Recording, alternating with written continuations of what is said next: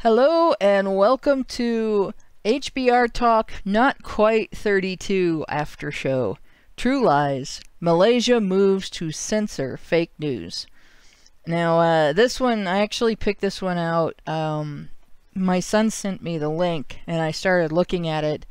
And this could basically happen anywhere. This is the government deciding what the news is allowed to report.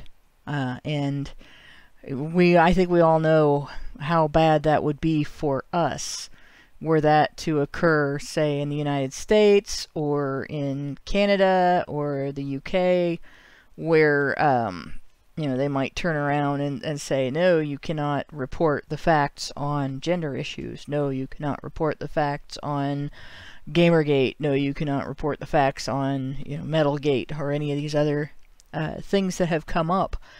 And so it would definitely be a disaster if the government started turning around and determining what was allowed to be reported and what was penalized as fake news. But that's basically what has happened in Malaysia.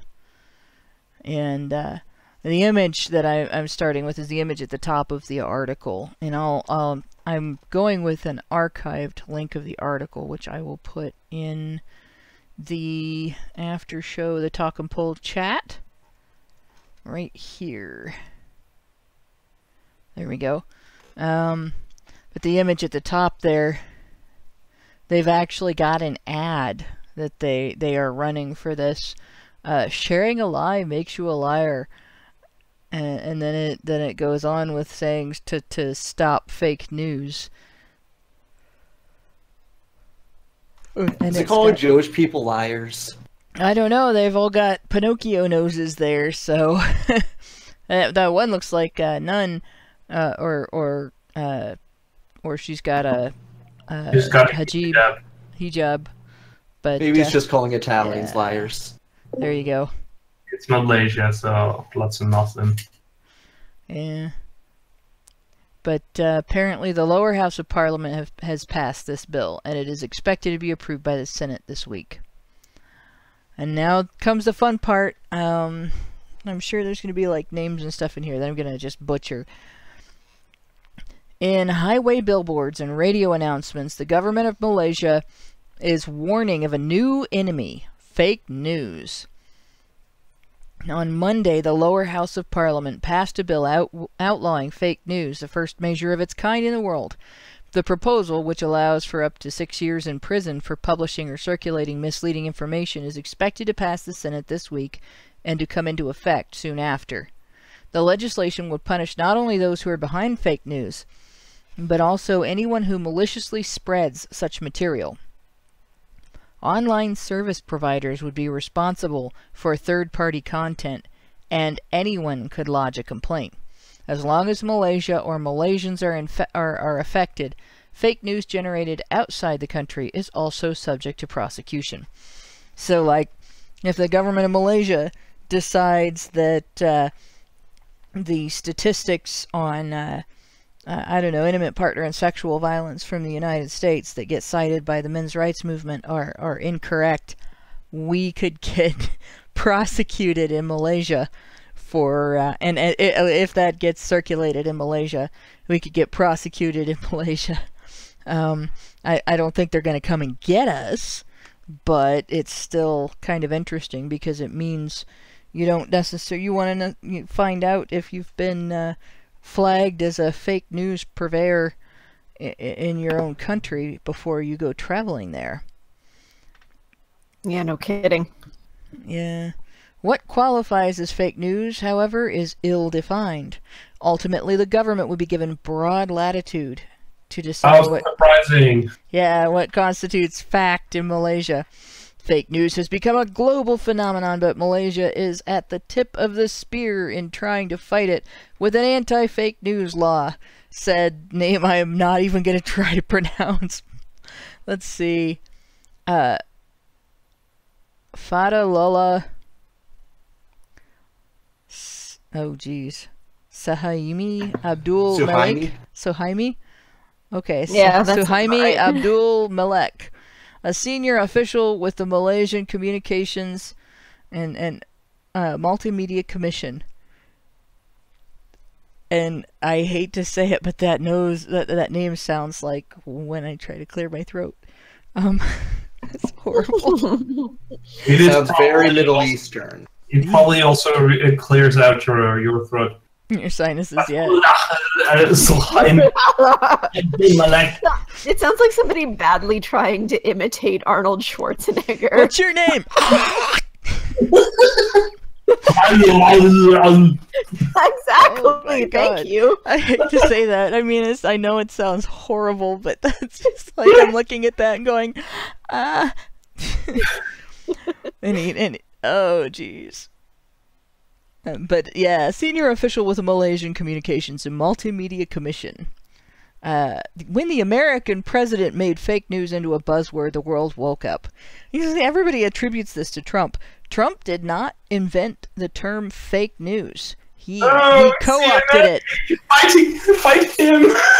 CNN invented it. That's right. CNN invented it to fight him, and he turned it around on them. And, No. And beat the hell out of him with it. Invented fake Vladimir news. Putin invented fake news, and he that's funny. it into Trump's head. oh yeah, and they speak brain to brain like that one lady, Crazy Gail, says. You guys are aware of Crazy Gail, right? Never heard of it.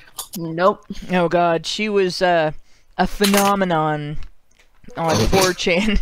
She has a blog and she's got a YouTube channel and everything, and claims to have brain-to-brain contact.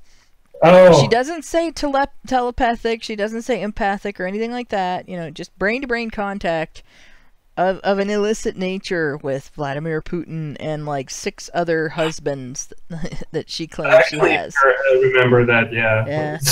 Yeah. So obviously, Putin has been cheating on her with Trump. Oh my Yeah. And that's how we got fake news. Oh my God. But And I love that they say fake news has become a global phenomenon. And propaganda never existed before. no. I guess if you come from the government, that's not fake news. Yeah, I guess not. Like, it's propaganda. No, propaganda is not fake news. Like, there's already a million words for what they could call fake news. There's the term of propaganda, there's fairness, parody, there's... In the Soviet Union, they called it truth, pravda. They called it what? Truth. Government truth. Oh, truth, yeah. Yeah. In Soviet Russia, the future is always known. It's the past that always changes. Yeah, there you go. In Soviet Russia, past change you. Well, if you have the wrong one, it could be deadly, so... But going on in this, members of Malaysia's political opposition say the legislation is intended to stifle free speech ahead of elections that are widely seen as a referendum on Prime Minister Najib Razak, who has been tainted by a scandal involving billions of dollars. Okay, so their Prime Minister is actually Dr. Evil. He's sitting in his office going, "Mwah! Mwah!" Billions of dollars that were diverted from Malaysia's state investment fund. Oh my God, that's surprising! There's corruption fake news. and suddenly they care about fake news? Totally fake news. Instead of a proper investigation into what happened, we have a Ministry of Truth being created. Said Nurul Iza Anwar, a lawmaker of the People's Justice Party and the daughter of the jailed opposition leader Anwar Ibrahim. Ibrahim. I don't know. It looks like Ibrahim. Yeah. It looks like Abraham except with eyes instead of A's. So Ibrahim. Yeah. So like we have this dude here apparently in the middle of the picture that you can see. I have his head cut off. That's probably what his opposition wants to do. But you can see in the window there, that guy apparently has intended to stifle free speech because he has been tainted by a massive financial scandal. So, there you go. An inquiry by the United States Department of Justice found that standard. I mean, it's not even. It's no longer even surprising. Yeah. Yeah. What's really funny is apparently he's been so bad that the United States is investigating him. An inquiry by the United States Department of Justice found that that associates of Mr. Najib have mishandled at least $3.5 billion connected to the One Malaysia Development Berhad Fund, known as 1MDB. American officials have been working to seize about $1.7 billion in assets and have expanded the scope of their inquiry to include a criminal investigation.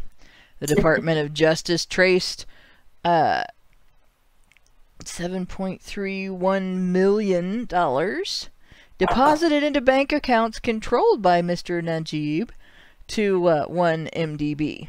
Mr. Najib, who is referred to in American documents simply as Malaysia Official 1, has said most of the money was a gift from a Saudi patron. That wouldn't maybe be the Prince of Saudi Arabia, would it? Which the one that was funding Hillary Clinton. Basically saying, your friends are my friends. Please don't attack me. Yeah. A broad alliance of Malaysian opposition parties has tried to foster public outrage over the 1MDB scandal in order to sink Mr. Najib's efforts to secure a third term. I imagine people would be very outraged over this. I can't imagine that they're not. Elections must be held by August and are widely expected to take place before the end of May. So they don't have a scheduled election. That's bizarre. They probably have to trigger it. Like in England, they don't actually. They have a term limit, but they always need to trigger to officially trigger them. I see. So they tell the election that its ass looks fat in those pants. The election's like, you don't like talk to me like that, you know, when your friends are around because you want to look like a big man.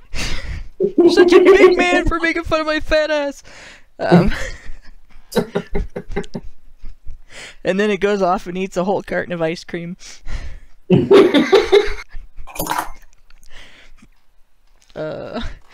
So, let's see. The fake news legislation targets any news, information, data, and reports which are wholly or partly false, whether in form or features, visuals or audio recordings, or in any other form capable of suggesting words or ideas. So, okay. Everything. The cake that says the Malaysian president is corrupt. They put it for 6 years. Maybe an allusion to a rape joke about the president might be. We could get in trouble for an allusion to a rape joke. An allusion to an embezzlement joke.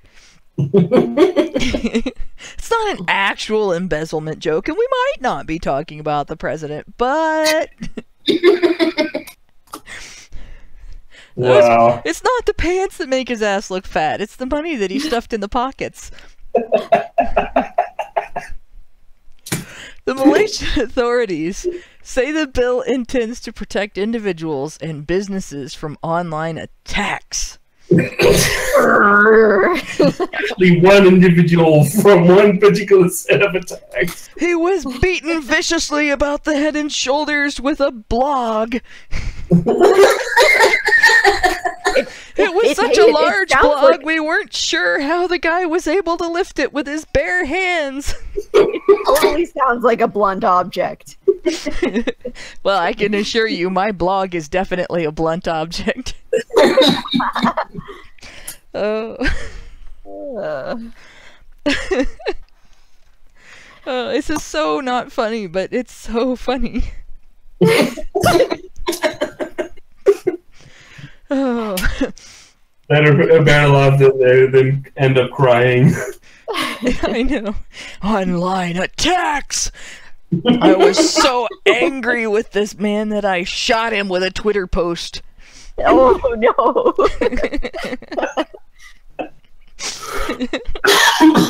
Next thing you know, I'm gonna make a video online and just cut him to ribbons with it.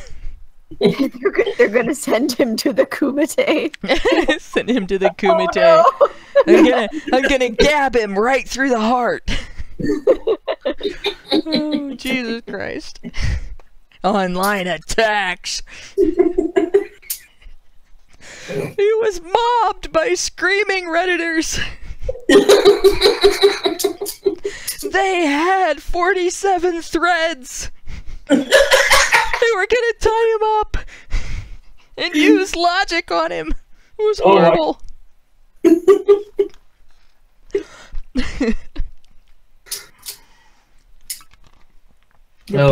Jesus. The public wants a law to protect Malaysians from fake news. Oh, really? Yes. Is that what the public wants? Said Salah said Karuak. Maybe that's Karuk. I don't know. Karek. The Malaysian Minister of Communications and Multimedia. If you are a victim of something that's viral but fake, your life is ruined. No, you just have to get antivirals. That fixes everything. Isn't that just a bit extreme? Just a bit? Prescribe you a couple doses of Taminet. Hey, now they know how guys who are falsely accused of rape feel. Yeah. Oh, except we don't care about them. That's terrible. God damn it. Mr. Salah said that Malaysia's various legal mechanisms, including a strict penal code, the Printing Presses and Publications Act, the Sedition Act, and the Communications and Multimedia Act, do not provide ample defense against misinformation. Mr. Information is completely covered. But what about Mrs. Information? Not misinformation, not Mrs. Information. Nope, those bitches are just on the loose. I think Mrs. Information is considered to be a victim of the patriarchy for having gotten married. Yeah, that's she's engaged in all kinds of fraud, but it's really her husband's fault. But that is not the view held by some in the legal community. You would think that we have more than adequate protection against any mischief that might be considered fake news, said Lim Chi Wee. That was the easiest name to pronounce, and it's like, it's hard to say without giggling. Foreign names are fun. Said Lim Chi Wee, the former secretary of the Malaysian Bar. We have a rather comprehensive set of laws. Let's see, going past the next picture. Since irregularities in the investment fund came to light 3 years ago, a slew of politicians, writers, and even a political cartoonist have been charged with offenses such as sedition and defamation. The Attorney General, who was looking into the fund's finances, was fired. Well, that's not corrupt or anything. Some publications that covered the 1MDB scandal have been censored or shuttered.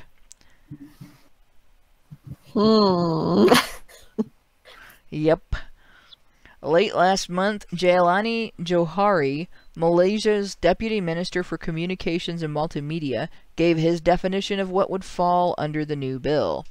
Any information about 1MDB that has not been verified by the corrupt government. Oh, the word corrupt's not in there, but he said is deemed fake news. So yeah, they basically passed this law to keep the press from talking about this scandal where there's this missing money, and it's become blatantly obvious that the Prime Minister has embezzled all of it.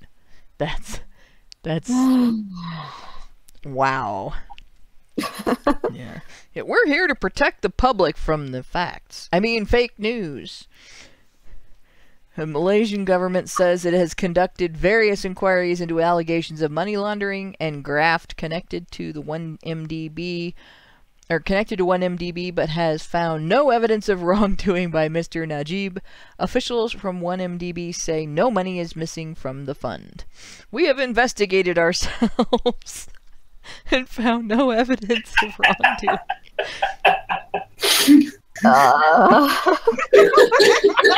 We learned our self-investigation techniques at the Hillary Clinton School of Government Management. The former investigator has been found to have committed suicide by shooting himself twice in the back of the head. Yeah. We are absolutely certain that these investigation techniques are foolproof. After all, anyone who believes them is proved to be quite a fool. Oh, Mr. Sala, the communications and multimedia director, walked back his deputy statement on 1MDB, saying that simply mentioning the existence of Department of Justice investigation, for instance, would not constitute a breach of law. However, tying Mr. Najib to specific dollar amounts connected to 1MDB, he said, could be a prosecutable offense. There is freedom of non-specific dollar amounts. Yeah. It looks like he stole a rather large sum of money. No, you can't say that. Just like, a couple of wads of possible 20s, I don't know, just something generalized. Yeah, I think they might actually consider that to be fake news. Since they are not acknowledging that he did it, and they're not acknowledging that there's any evidence that he did it, yeah, they're going to call that fake news. Well, yeah, it looks like I'm not vacationing in Malaysia anytime soon. Yeah. My favorite line so far is the public wants the law to protect Malaysians from fake news. Yeah. It's kind of like the public wants to be protected from the invaders because they told me they were going to kill me. The public, I think, might want to be protected from their government officials in that country. The government wants a law to protect them from fake government. Oh my God. There is freedom of speech in Malaysia, Mr. Sella said, but there will be no freedom to circulate false news. Yeah. The bill against fake news is then not... why isn't he being arrested? Yeah, that's a good question. The bill against fake news is not the only divisive legislation passed or under consideration in Malaysia in the prelude to the elections. On Saturday, Parliament signed off on a redrawing of voting districts. Oh, gee. Surprise, surprise. Prompting cries of gerrymandering. Same Jerry in this, Yeah. in this country. Don't be writing any stories about Mr. Gerrymander, though, because that's fake news. Like the bill condemning misinformation, the proposal on voting boundaries was debated and passed in a matter of hours. Oh boy. Malaysia has been governed by a single coalition since independence. In 2013, the coalition, which is dominated by Mr. Najib's party, the United Malays National Organization. So it's no. UMNO, no, lost the popular vote for the first time. With the cost of living rising in Malaysia, Mr. Najib's traditional support base of rural voters could decline further. These new laws are designed to create fear and make people think there's no way to stop the Prime Minister from winning re-election, said Charles Santiago, a lawmaker from the Democratic Action Party. but the government cannot say that everything is fake. Truth still matters in Malaysia. And I imagine it does, but apparently you're not allowed to talk about it. Jeez, oh Pete, what a situation, man. This actually, though, I'm looking at this, and this is something that discussion in the United States has been such that this kind of thing could happen here. And it's funny to watch them talk about this, and it's funny the excuses and how transparent it is and everything. I don't think it would go over as well being that transparent in the United States as it did in Malaysia. Yeah, the New York Times here likes to remain neutral, so they are not hiding the fact that the fake news is to silence the opposition to the Democratic Party, for example. Yeah, and I think with there being mainstream left-wing and mainstream right-wing and underground left-wing and underground right-wing and alternate left and alternate right-wing news media sources that are fairly good-sized, I really don't think that it would get past the American people at all. And I think if Congress started pulling shit like that, we would actually have an uprising. I think there's a congressman in a state congressman in California. California, yeah, they've started they're pushing it. They are pushing it. But Californians might actually. It might happen in California, but let's face it, it's fucking California. California's turning all sorts into of wacky, zany laws. The first person to know that statute is going straight to the Supreme Court. Yeah, and it'll get struck down. But I swear I'm going to start referring to California as Calisuela. Calisuela? Calisuela, because it's really starting to turn into Venezuela. My friend calls it California. Yeah, I thought you were referring to Consuelo from Family Guy at first. Nope. Oh God, that could be really taken wrong. I'm going to live here now. I don't live. Oh, she was horrible too. No, I have no passport. California. No, but yeah, Calisuela. It's Calisuela because it's really turning into Venezuela, rapidly turning into. It's already got some of the economic hallmarks, and it just. The only reason why they haven't starved to death insane. is because they're still part of the U.S., so the federal government is still giving them the resources to survive. Well, and the value of the dollar is what it is all over the country for the most part. There's some variation. You know, a dollar might buy more, say, in Dayton, Ohio, than it would in Los Angeles. But overall, there's still an average value of the dollar in the United States. And you can get online and buy things and have them shipped to you. So if you can't buy goods in California at a reasonable price, you can buy from an Ohioan and have them shipped to you. And this is why California is never going to secede, because they would starve to death about 5 years later. Yeah, the minute they secede, they would start experiencing hyperinflation. And it's amazing. I watched people getting an education in hyperinflation online from Venezuelans on Twitter. You know, somebody was talking about having gone into the grocery store and they picked up an item off the shelf that was marked at a specific price, and by the time they got it to the register, the price had doubled. I mean, that's hyperinflation. That's hyperinflation in action. You see, that wouldn't fly at Hy-Vee because the price marked is the price you pay. Yeah, and well, in the United States, that's kind of law. If they charge you a different price than they have on the shelf, they can get in trouble. But doesn't work when the market's collapsed. Yeah, it doesn't work when the government isn't going to enforce the laws either. You know what the funny / horrible part is that a year ago at least they started weighing the money instead of just counting them because there was too much to Yeah. pay.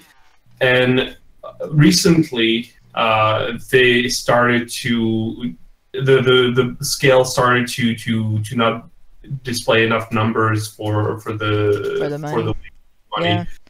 It was going over.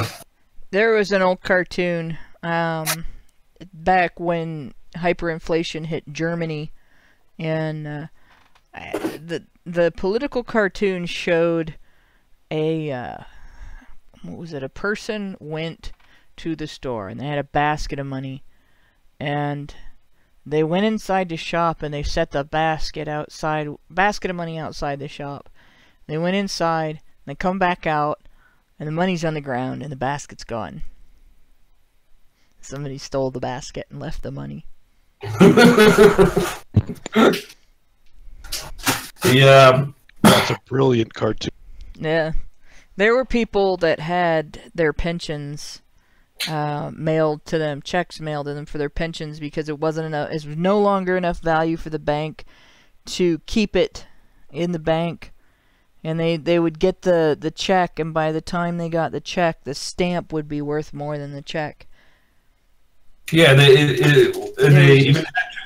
even said they had to round up to the number to be worth anything, and yeah, that was more expensive. It was more expensive to put the stamp on the envelope than it would have been to send them the cash. It was crazy. But true socialism has never been tried.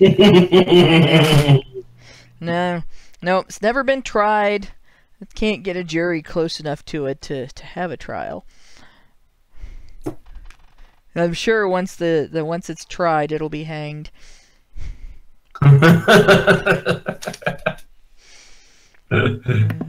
Yeah, I think Salem got close, but then the pioneers switched off of that so they wouldn't starve to death. Yep, pretty that was much. Plymouth. I'm pretty sure that was Plymouth, though. Oh, yeah. Salem is where the witches were burned. Yeah. Well, they were hanged. They were hanged. Well, except for one guy, he was stoned. There might have been more of them that were stoned, but that guy was stoned with actual rocks. Yeah, Giles Corey was pressed to death with the weight of rocks. Yeah. But the rocks were on top of a board. Yeah, and he was under the board. Yeah, and he was under the board. And actually, they put him between two boards. This is the way they did that, and they would pile the rocks on one at a time. And near the end of it, and they kept asking. They said, "Well, we'll stop this if you confess." Near the end of it, he was just saying, "Put them all on at once. Put them all. Get it over with. Get it done." And more telling weight. him to pile more weight, more rocks. Yeah, but and I remember his first name was Giles. I have a family member that's his first name, and it seems like the kind of thing he would do in that type of situation. But because he wouldn't confess to something he didn't do either. But there is our news article. I'm not going to end the show. I actually still have open the somewhere in here. I have like all these windows, but I still have open the article that we didn't get to go over last time. I just have to find. I still have the windows open I was going to use for the show before I found out we weren't going to have. So, let's see here. There it is. I couldn't find it because I actually had it in the same... let's see if I can move it to... Yeah, I put earlier. I posted a picture of a street sweep that just sweeping off tons of bills, worthless bills. Oh yeah. There's several old cartoons that are. I see the one with the three guys burning. See if I can open that. Has a link. There we go. So that the anybody that's watching, I don't know how many people are actually watching. Xeranx was watching. Let's see. It says 7 people are watching. Funny enough, I have my own kind of see the one with history to add to next week's show too. Oh, that'll be cool. And we definitely should have that. Well, I mean, I started getting into the men's rights subreddit about 4 years ago, and I didn't realize it, but one of the first people that I encountered was actually Allison, and I didn't realize it until like a few months ago. Oh yeah, because she went by Typhon Blue on Reddit, and yeah, she doesn't go by that everywhere else. Yeah, and I went by something completely unrelated to what I am now, so she probably had no idea she was even talking to me. Yeah. Was your previous nickname the Prime Reaper? No, it was the Carolina Reaper. No, my previous nickname was actually DDR Luna, and that was from a long history of obviously Dance Revolution, and my nickname in those circles was Luna at the time. So yeah, I had it open in a separate page and everything all ready for the show to bring out, and I thought it was actually kind of an interesting discussion, because the first thread that I posted in was basically something like, why do you not consider yourself a feminist or an anti-feminist? And I'm just like, yeah, because I've always seen this as bullshit, so yeah. There you go. And then it was Allison that responded to me, and I didn't even realize it. You know, and she probably told you you're right. It is bullshit. It's always been bullshit. That's why. Well, that is neat, though. That is definitely something that we want to share on the show. For sure. Oh, there's another. There it is.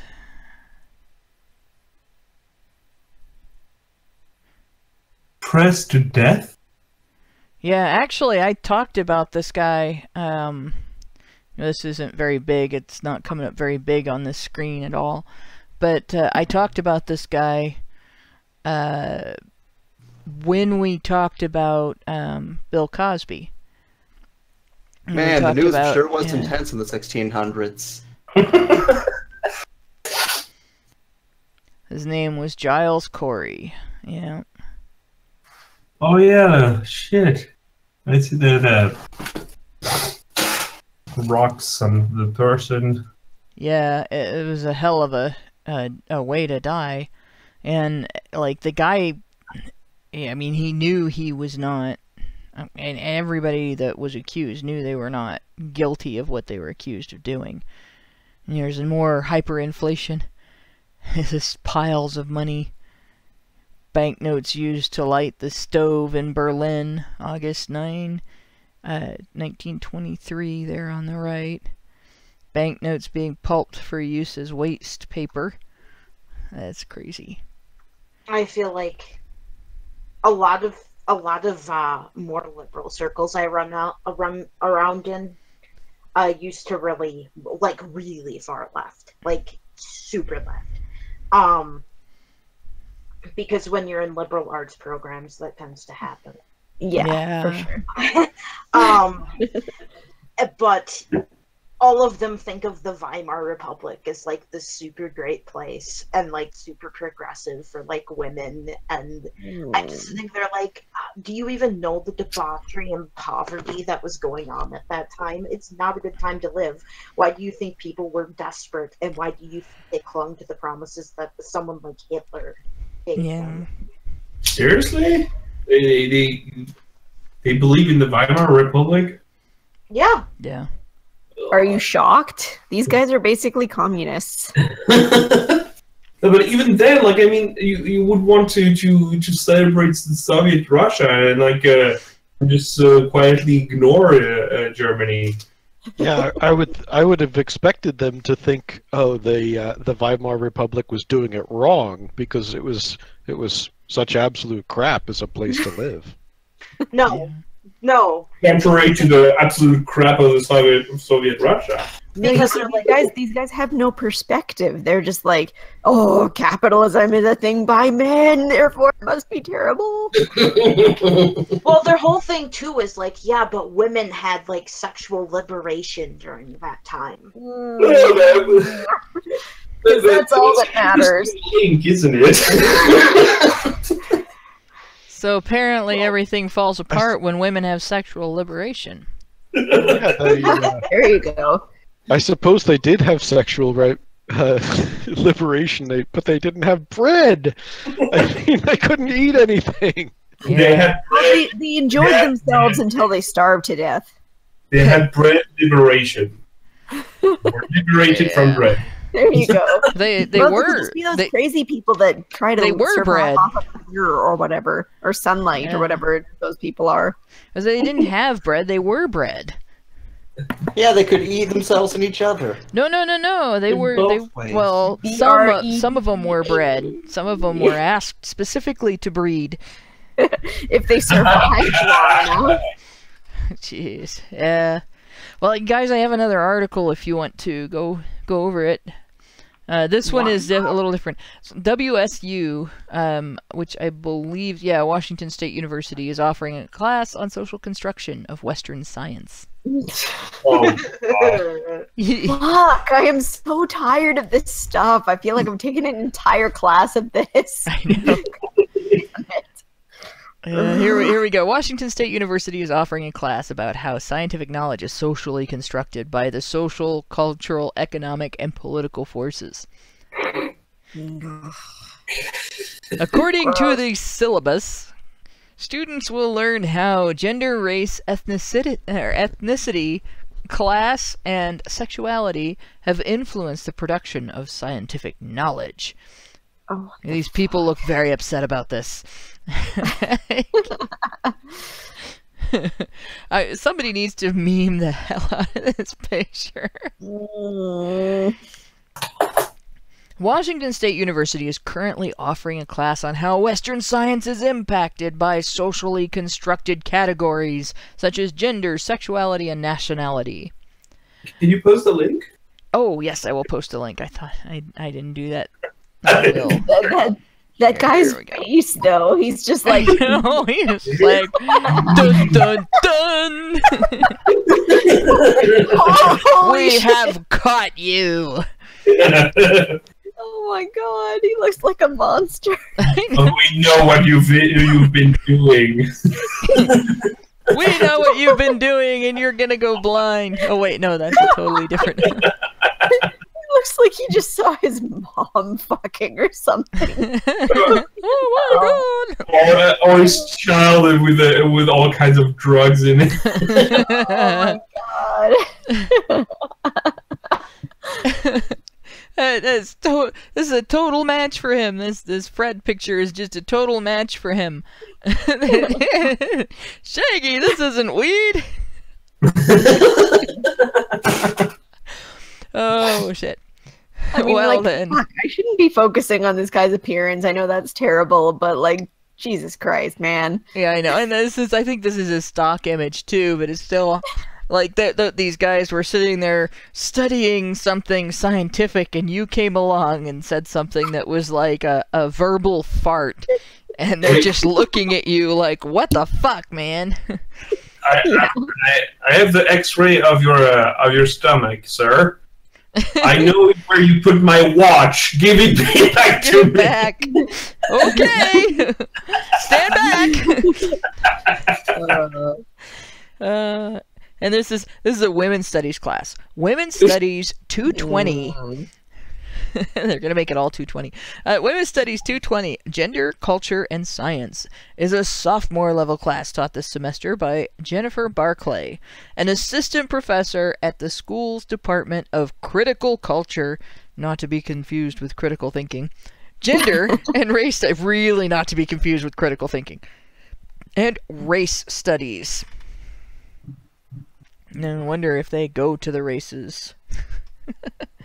Probably not. They're studying them from afar. Are fields like science, technology, engineering, and medicine always completely objective and free of any kind of bias? That question is asked in the article. In a copy of this syllabus obtained by Campus Reform, Barclay frames Western science as socially constructed, asking how objective is objectivity? Jesus Christ. It depends on what the meaning of is.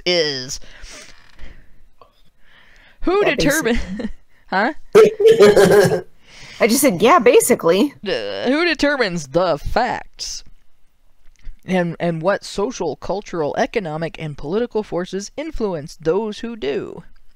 Why does anything mean anything? It doesn't. It's all social construct. This is science, the postmodernist version. God. If we believe hard enough that you can put these two chemicals together without causing an explosion, boom! Damn it. The crack-addled whore on the corner's social construct reality is just as valid as yours, Hannah. I know. Don't be so discriminatory. Yeah, it's just awful of me to expect that, you know, this. I have a coworker who is from Nigeria, and she's going to school, and she had a professor who got uncomfortable because she's foreign, and like really just went on a verbal diarrhea tirade. And this is like she's teaching something like calculus, or, you know, she's like, oh, I don't know how this works in Nigeria, but, and it's math. It's math. You know, so like it works. There is not a country in the world where math works differently. You might call different numbers by different names, and one country might be more used to counting in 3s than counting in 5s. But when you add them together, 3 3s is going to be 9, and it's going to represent the same number of objects in every country, no matter where you go.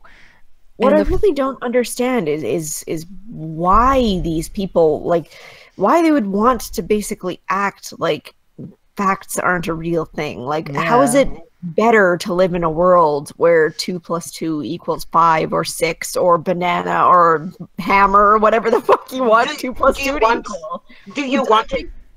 Because it's much easier to form a cult that way. No, but do you want an actual answer to that? Sure, let's go hard. Okay, go hard or go home, I guess. Yeah. The actual answer to that question is that logic and facts cause a conflict in their emotions. And because their worldview is based primarily off of what they feel is right, instead of off of any sort of objective fact, they can ignore anything that conflicts with their worldview. It's all about validation. It's about emotional validation, and it's about feeling like you're morally superior to people. Well, and I mean, like, I guess feeling like somebody's definition of 2 + 2 = like hot dog is perfectly fine, because it's like, oh, that's your valid experience, even though my valid experience is like the normal 4, but I guess that's cool too. Yeah, these guys remind me of there was a story called Obstinate Uncle Otis by, let's see if I can find it. I don't know, like, Robert Arthur. Google actually comes up like it's on Google right away. And it was Alfred Hitchcock published it in one of his collections of books, but I don't know if it was the only place it was ever published. But this Uncle Otis was very stubborn, and he was like, if he didn't like that his neighbors built a barn blocking his view of the mountains that were, you know, near his house, he would just pretend the barn wasn't there, and he would talk about the view as if it was uninterrupted by this horrible, ugly barn that he didn't like. And he gets struck by lightning, and somehow it makes things that he says true if they're not. So he says the barn isn't there, and, you know, it disappears and so on.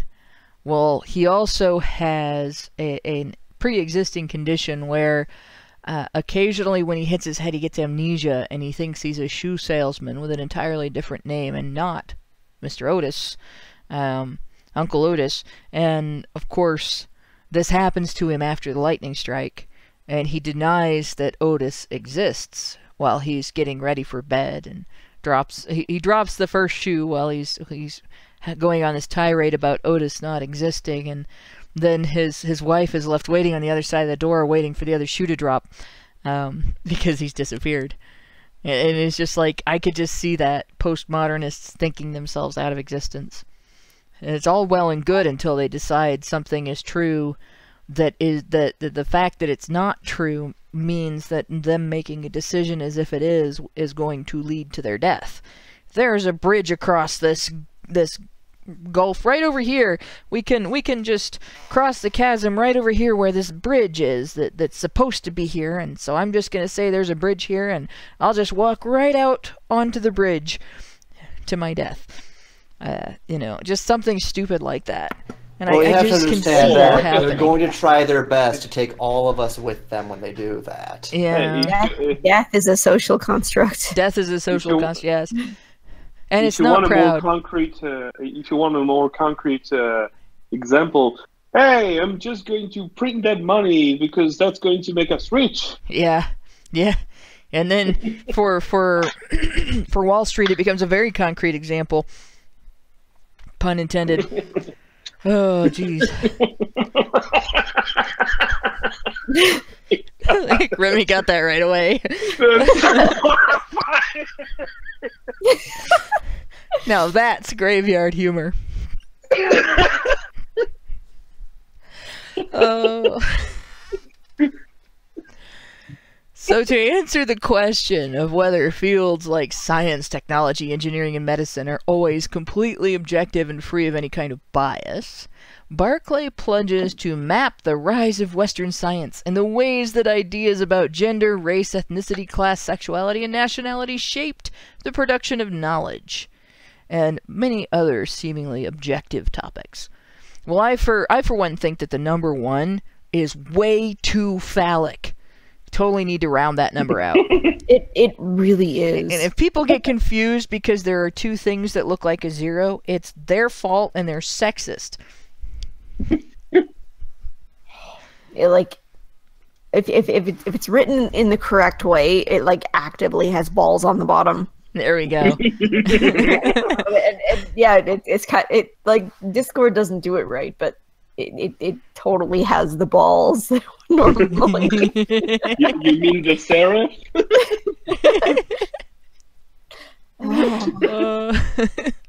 You know, if you think about it, 3 is much more feminine and very acceptable. So is 8. 8 is no, pretty no, good. no. 8 is totally objectifying. It's actually just a sideways pair of tits. Oh, shit. But My it's- god, what about Infinite? Isn't 3 too, though? Infinity is totally a pair of tits. So, you know, if you go like 3/8, then Yes. it's like... 3 it's is like a guy's extra. hands man, holding up the tits. That's even worse because that's rape. Oh, just look at that. That's just terrible. Yep, 3 is absolutely tit rape. See, we could teach this class. We totally could. Oh. And it says, To be fair, what the Western ideas could have influenced the kind of research you would start with, but beyond that, like once you get the facts, then you have the. Doesn't matter where you're from. yeah. Well, the Western influence that would affect where they're starting from their research and everything would be we want things that do things so that we don't have to do things so that we can do those things so we can do other things that are more fun. Therefore, we're going to research things that will help us find things that will do things for us that we don't want to do for ourselves.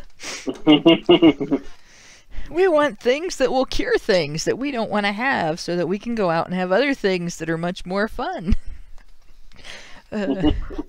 Westerners just like to party. Quietly and without the neighbors knowing about it. What a bunch of lazy people. Yeah. On a semi-related note, I just finished my most recent Insano class. Oh boy. I'm gonna get an A+ in it, which I'm not sure to be proud of or ashamed of, but I think proud because it means that I can chameleon myself into these things if I want to and try and change things from the inside. Yeah. But I wrote there was a course evaluation and I wrote a thing in it basically saying like you need to seriously fucking control the political agenda in this class because this is ridiculous. Yeah. Because they actually said several times throughout the thing that the personal is political and the professional is political. I'm Oh like, my okay, gosh. that's really going to work fucking great with the clients that we have that have different political views from us, isn't it? Like, do you not see where this is going to be a problem? So I actually wrote in the evaluation that this shit needs to be changed. This is the lowest rating I've ever given in a course ever. Yeah. So, yeah. I can't imagine. And it's like, it's becoming so much the norm that your professor is probably going to be absolutely shocked to read that. Be like, oh my god, I had a Nazi in my class. Basically. You know? Well, and I said, I want to stress that my criticism is not being directed towards the actual instructor that I had for my block in the class. Yeah. Because when I mentioned my problems with the personalist political, she said she agreed with me. And she said, I'm going to give you some advice. You should take from this class what you want and leave the rest behind. And I said, oh my god, thank you for saying that. I'm so glad that I had a sane person in this class that was teaching it. It's obviously the course coordinator that's the main problem, the one who put it all together. This is the one who matched her problem glasses to her shirts in her lesson introductory videos. I don't know if you saw that. No. I don't know if you saw. Oh my god, I'm gonna get one while I'm talking, but That was amazing. oh, I know, it was so impressive. Like it would be impressive if it wasn't so frightening, like how like fanatical she was about doing it.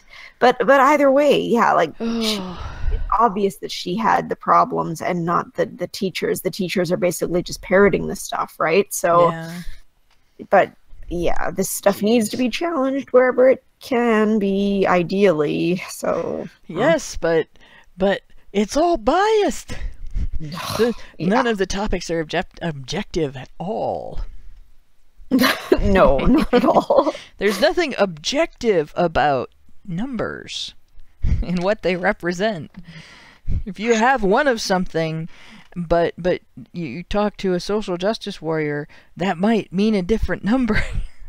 It might mean 1. It might mean 3. You don't know. Oh, probably. I better go on this. So the class has 3 seemingly separate learning objectives. All 3 of the goals ultimately circle back to how scientific knowledge is constructed or produced. For example, one learning goal explains that by learning about the construction of scientific knowledge, this class encourages students to think critically about the importance of contextualization and the meaning of objectivity. Jesus Christ. I'm going to contextualize oxygen. What is with this academic babble? It's like they're writing it in a way that a layman can't understand. I'm sorry, but you need to be able to communicate your concepts to laymen, because laymen are eventually the people who are going to have to make use of it. You just can't keep it in academic psychobabble for forever. But they were hungry and they wanted some buzzword soup. And they want to look as it's the jargonization used to make sure that they look useful. Yeah. The boss is coming. Look busy. Jargon, jargon, jargon, jargon, jargon. Oh, jeez. Yeah. Empire stuff. Oh, yeah, here's more Empire stuff. Yeah. It's just sad. It goes on to say, students will also learn how gender, race, ethnicity, class, and sexuality have influenced the production of scientific knowledge in different historical eras, and what the concrete consequences of this trajectory are, the syllabus adds. Gravity is totally gay. So are Newton's laws of motion. They are a rape manual. Don't you know that's because Newton was gay? That's there we why go. gravity is gay. Obviously. Well, no. Galileo had to be gay for gravity to be gay. He didn't discover it. He just got in trouble over it for talking about it, if I remember right. Though the class frames itself as a science class, none of the assigned readings relate to hard science. Instead, one assigned reading is the 1993 essay How Many Sexes? By Anne Fausto Sterling, who argues that there are at least 5 sexes, perhaps even more. Good grief. I'm afraid to look at that. Student, it's Tumblr. It's Tumblr before Tumblr ever existed. I know. If mayonnaise is in there, I'm gonna cry.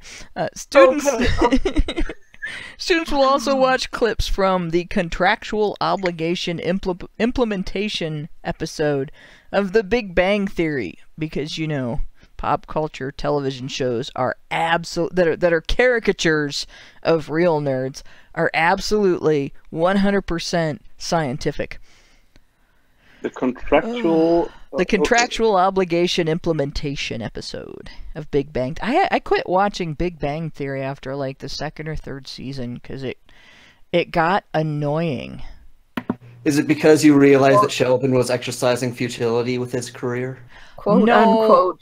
Got annoying. I realized that every single character, was a caricature of a one-dimensional imagining of a type of nerd, where they just took one dimension of a particular type of nerd. Show. And it's like Sure was. it was so, even the ones that were supposed to be popular were the one-dimensional nerds of their kind. It was so badly written, just absolutely so badly no, written. it was beautifully written. At the beginning, the first season of it was kind of cool. The second season and the 3rd season, like, those were kind of cool. And I tried to keep up with it after that, but it got to where it grated on my nerves a lot. It was the history we never learn from. Yeah. It just I have hung out with nerds all of my life, and it just, even TV shows in the 80s were not this stereotypical, and I don't know, it really grated on my nerves. And of course, it didn't help that people compared me to Sheldon. So, if anything, you're Amy I'm Farrah. sorry, but I don't have to sit in the best chair in the room. I just read the encyclopedia when I was a kid. It's not the same. Like I said, fair or foul. Okay, what I hate though is because of Sheldon, everyone thinks every single autistic person is Sheldon. Yeah, I know. And to be honest, the person I know that I would compare the most to the Sheldon character that I recall from the episode, I actually think she's more borderline narcissistic than autistic. But it's quite possible. I mean, I don't know. In any case, I can't diagnose, so it's futile to think about it too much. But, geez, studying the Big Bang Theory in a science class, that just, like, I want to slap somebody now. Yeah, well, that belongs in a literature class if it belongs anywhere. It belongs in a pop culture class, I would say, maybe. Yeah. I'm studying pop culture of the early part of the 21st century. Trash TV. Big Bang Theory. No, Trash TV would be the Steve Wilco show, and you know it. I don't even know what that is. Jerry Springer. No, it's a lower quality Jerry Springer with worse characters. That's a difficult prospect. That's kind of scary. Yeah, it is. Wilco's did it. Jeez. I'm having a hard time wrapping my mind around that concept. Yeah. I think it defies logic. Think Jerry Springer, but instead of Jerry Springer, it's a big, bald, angry man who brings on the worst that society has to offer. So, my neighbor. Yes. Is your neighbor addicted to meth and OxyContin? Not that one. Then maybe not. The one you bewitched? Yeah, no, not that one either. That's an old neighbor. I'm in Dayton now. I have classier neighbors. That one was. If there was anything classy about them, they would not be on the Steve Wilco show. My neighbors are into classier drugs now. I haven't had to deal with anybody on bath salts. You don't get cocaine So on the far. Wilco show. I see. You get the lowest quality of meth on the Wilco show. Homemade. Homemade.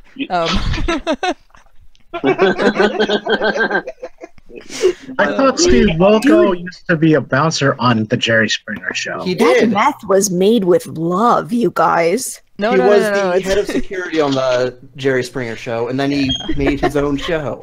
it's made with shoe polish. He used Hey, the shoe it polish. is on Shoe his brand. polish and brand Sudafed. shoe And Shoe polish, love, same difference. yeah. Yeah. You know, it makes things shiny. Like your tonsils. Depends how much you huff it. There you go. It can make your eyes glassy. Does that count? There you go. Yes. Yes, it definitely counts. We've gone from science to meth. This is the perfect article. Seems like the logical conclusion. Oh, God. This Meth it is a gets social Not construct. meth. it gets worse. It gets worse. So they mentioned the Big Bang Theory, and they're like, as campus reform reported last week, that episode was criticized in a new book by feminist scholars for perpetuating toxic geek masculinity. Yeah. You. Perpetuating. Okay, I might start watching the show again. The whole thing about Big Bang Theory is the opposite. It's the geek being saved by the standard people. The normie girls. And the whole premise of the humor there is look at the nerds, laugh at them. You know, look how Yeah. silly they are. Yep. Well, and also They come identify forcibly- with them, but not too much. I don't think even the message is to identify with them because It was in I the think- beginning. It really was in the beginning. I think In a the significant portion beginning, of but- the country actually is nerdier than people would admit. And Well, that I was think it the was way a, this- you know, there's a little bit more in common with between nerds and normies than both sides would like to admit. And that was the way the show progressed, because the normies turned out to be kind of nerds themselves. Yeah. But maybe until I watched it, they became really cruel to the nerds. You know, horrible stuff happened to them, and you know, you were supposed to take it lightly. Yeah, that and, sucks. You know, take a joke. That does suck. Your mother hated you. Ha ha ha! Very funny. Oh wait, did the You one can character's laugh or mother cry die? at that. Well, she was the wife was a nerd too, though. She's a scientist. The mother was Yeah, the only- yeah, The only all the- non-nerd in the whole bunch was the girl across the hall whose first name I can't remember. Penny. Penny is the only Penny. one in the group that Don't was worry, not a she gets nerd. nerdier later on. I figured you can't hang out with nerds without becoming nerdy, but you know, or crazy. They all have their own interests, Yeah. and they're all nerds. Yeah. Yeah, she would then fit into the social nerd category. She's not actually professional in any way a nerd. And she wanted to go into the arts. She's worked as a waitress and wanted to become an actress. I remember that much. But if she starts doing all of the nerdy things with the nerdy people, then she becomes the social nerd. But that's fitting. And of course that would make her the feminist character. Which is why Well, she does get a dyke haircut later on. Yeah. And It that- looks horrible on her, by the way. Yeah. Shocker.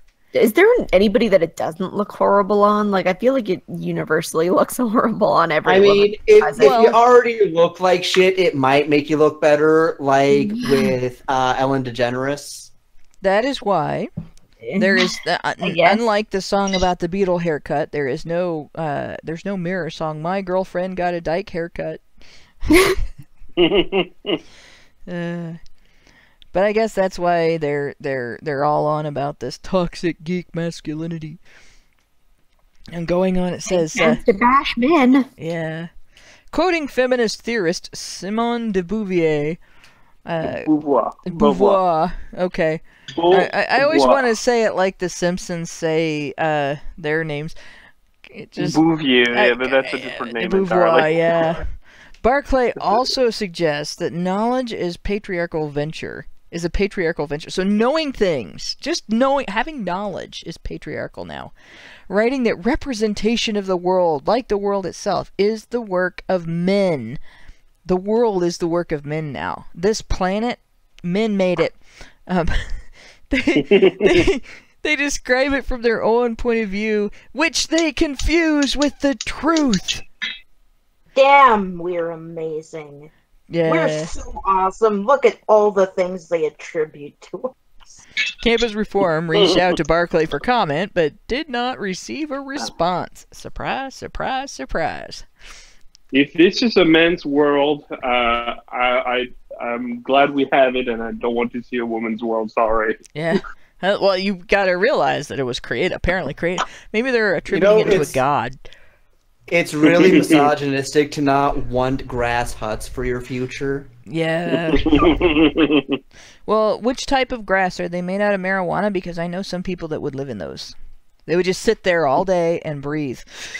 Dude, this place is so great. It's so fucking. It's way too dangerous. They would set it on fire immediately, and it would die on cloud 9. Well, you know, actually, if the entire hut was made out of pot, they wouldn't need to set it on fire, because every time the sun shined on it, it would release fumes, and then eventually the fumes would all be, you know, it would just basically be burned out, you could say, you know, almost so fossilized, and they would build a new hut and then sit in that one in the hot sun. You just sit in the pot sauna. To make a glass house. You have to make a glass house and put the weed as the wall on the inside. Yeah, but then when you fill it with water, everybody would drown. I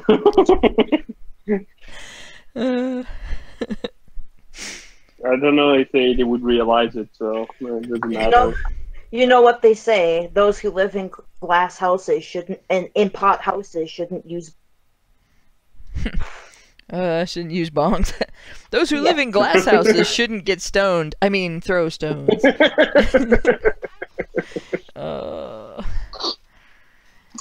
Man. So that was our lovely episode of the No Show After Show. And God, that's nuts. That's the pre-show, actually. Yeah, so we have fake news. It's a pre-show for like. Yeah, with fake news and fake science. We had a fake after show. None of this is real. I made it all up. It's a conspiracy. It's a money badger conspiracy. Yep, there we go. It's a money badger conspiracy. And now I'm gonna be really evil. I'm gonna conspire to end the stream. According to the stream, we've gone almost an hour, which isn't too bad. But all good things must come to an end. And so good night, everybody. Good night, everybody.